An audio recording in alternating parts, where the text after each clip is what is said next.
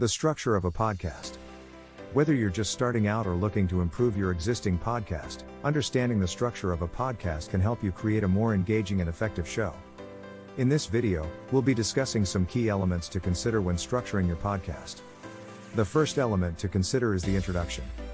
This is where you'll introduce yourself, your guests, and the topic of the episode. It's important to make a strong first impression, so take the time to craft an engaging and attention-grabbing introduction. The next element is the content. This is the meat of the episode and where you'll delve into the topic at hand. Whether you're doing an interview, solo show, or a mix of both, it's important to keep your content engaging and informative.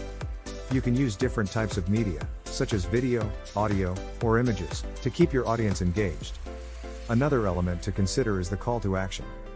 This is where you'll ask your audience to take some action, such as leaving a review, sharing your podcast on social media, or visiting your website. A strong call to action can help you grow your audience and build a community around your podcast. Lastly, the closing.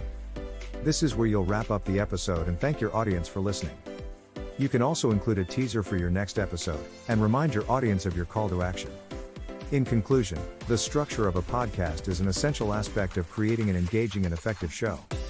By considering elements such as the introduction, content, call to action, and closing, you can create a podcast that will keep your audience coming back for more. Remember that the structure is not set in stone, and you can always experiment and make changes as you learn what works best for you and your audience.